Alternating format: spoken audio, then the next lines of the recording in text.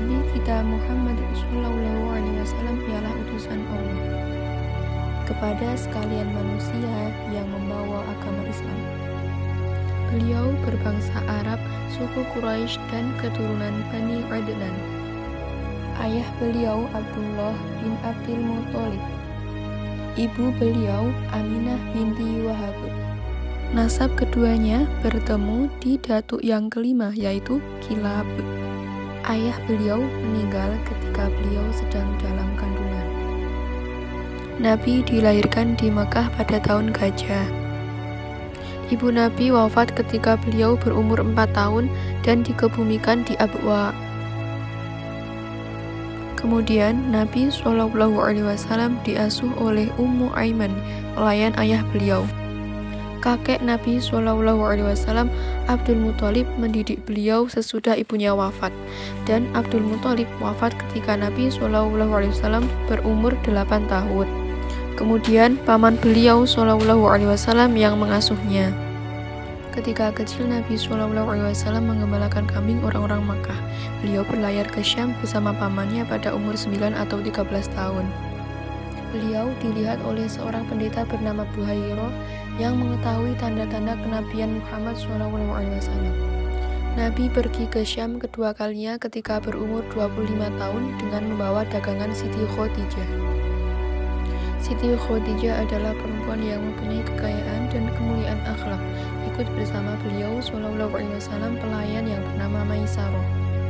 Setelah kembali selama 2 bulan dari berdagang, Nabi SAW menikah dengan Siti Khadijah yang berumur 40 tahun. Setelah sebelumnya pernah menikah dengan Abi Halah, Khadijah tinggal bersama Nabi SAW dalam pernikahannya selama 25 tahun. Ketika Nabi berumur 35 tahun, kaum Quraisy memperbaharui Ka'bah dan mereka menjadikan Nabi sebagai hakim untuk meletakkan Hajar Aswad pada tempatnya.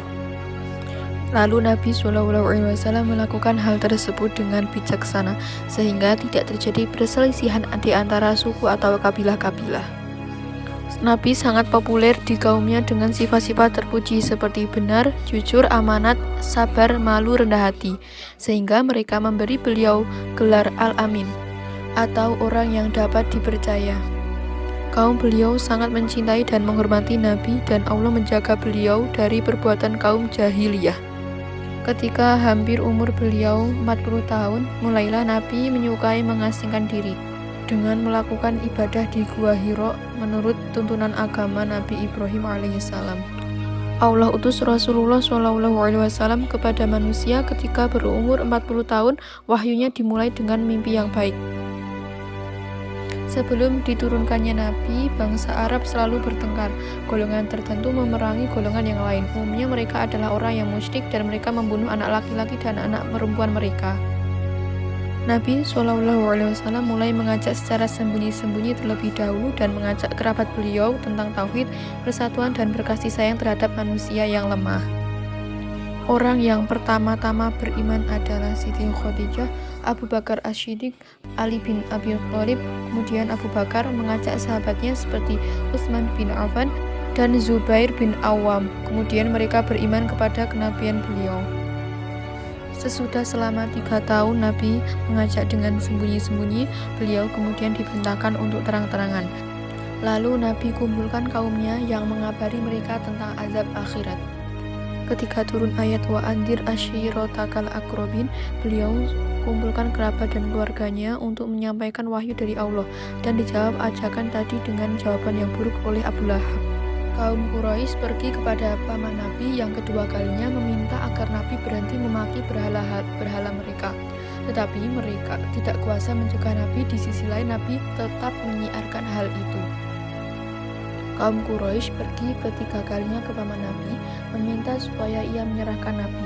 Tetapi paman Nabi menolak-olok mereka serta tidak berkenan mengabulkan permintaannya. Kaum Quraisy mulai menyakiti Nabi, tetapi Nabi menghadapinya dengan tenang dan sabar. Musuh-musuh beliau adalah Abu Jahal, Abu Lahab, dan Uqbah bin Abi Mu'allad. Ketika dukungan pada Nabi kuat, kaum Quraisy mulai mengganggu para sahabat, terutama orang yang lemah tanpa pembela seperti Bilal radhiyallahu anhu dan Ammar bin Yasir radhiyallahu anhu. Ketika mereka putus asa dari mengganggu Nabi, mereka meminta Nabi menyembah berhala dan mereka menyembah Allah, atau mereka meminta mengubah sebagian isi Al-Quran yang ada makian terhadap berhala mereka. Ketika penyiksaan kaum muslimin bertambah, Nabi memerintahkan mereka berhijrah ke Habasyah dengan 10 laki-laki dan 5 orang perempuan, dan mereka kembali setelah 3 bulan. Pada tahun kelima kenabian beliau, Allah menguatkan Islam dengan tenaga Umar bin Khattab radhiyallahu anhu dan Hamzah bin Abdul Muthalib radhiyallahu anhu, paman beliau sallallahu alaihi wasallam. Ketika tersiar Islam, kaum Quraisy mengepung Nabi, keluarga dan para sahabat di Syi'ib Makkah. Mereka memboikot makanan selama 3 tahun dan sepakat untuk membunuh beliau. Setelah Nabi masuk ke Syi'ib pada tahun ke-7, beliau memerintahkan orang Islam untuk berhijrah untuk kedua kalinya ke Habasyah dengan membawa sekitar 73 laki-laki dan 11 perempuan. Kemudian mereka disusul oleh orang Islam dari Yaman. Di tahun ke-10 kenabian dikoyaklah surat perjanjian itu dan keluarlah Nabi dan pemboikotan itu yang sudah berlangsung selama 3 tahun. Pada tahun ke-10 kenabian beliau, datanglah sebagian dari kaum Nasrani Najran kepada Nabi sebagai utusan. Lalu Nabi membacakan Al-Quran dan mereka masuk Islam. Mengenai gangguan kaum Quraisy semakin menjadi ketika istri dan paman beliau wafat. Mereka bahkan bermaksud membunuh beliau. Pada tahun ke-10 meninggallah Siti Khadijah radhiyallahu anha, lalu menikahlah Nabi sallallahu alaihi wasallam dengan Saudah, lalu menikah dengan Siti Aisyah ketika berumur 7 tahun, dan beliau bercampur dengannya ketika berada di Madinah, yaitu ketika sudah balighah. Dalam tahun itu wafatlah paman beliau Abu Thalib yang merupakan pembela Nabi. Dalam tahun ke-11 Allah Subhanahu wa taala memuliakan Nabi sallallahu alaihi wasallam dengan Isra dan Mi'raj, dan di dalamnya diwajibkan sholat 5 waktu. Di tahun ini Nabi memberanikan diri berdakwah ke pembesar kaumnya, dan di pasar-pasar sebagian dari mereka menolak dengan baik, ada juga yang menolak secara kasar.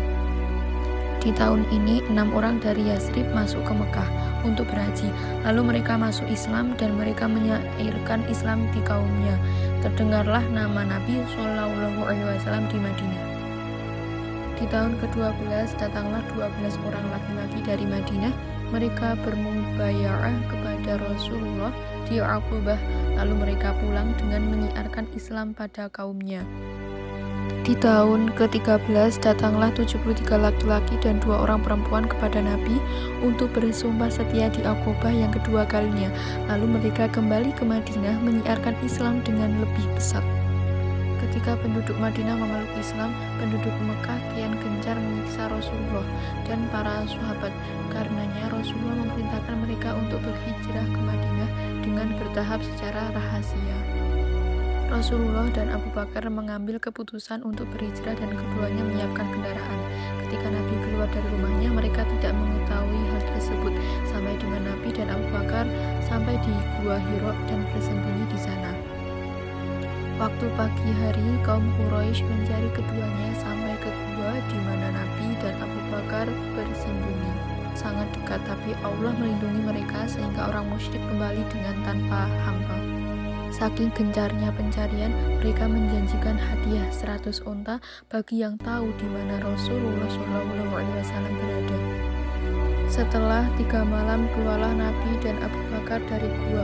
Keluarga Abu Bakar datang kepada keduanya membawa makanan dan kabar berkaitan rencana kaum musyrikin.